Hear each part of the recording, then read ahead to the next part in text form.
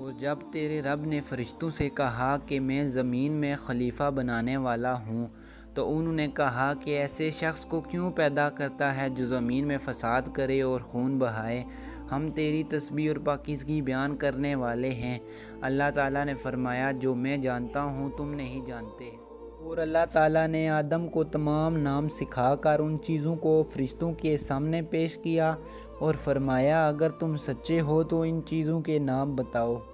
ان سب نے کہا، اے اللہ، تیری ذات پاک ہے، ہمیں تو صرف اتنا علم ہے جتنا تو نے ہمیں سکھا رکھا ہے، پورے علم و حکمت والا تو ہی ہے۔ اللہ تعالیٰ نے حضرت آدم علیہ السلام سے فرمایا، تم ان کے نام بتا دو۔ جب انہوں نے بتا دیے تو فرمایا کہ کیا میں نے تمہیں پہلے ہی نہ کہا تھا؟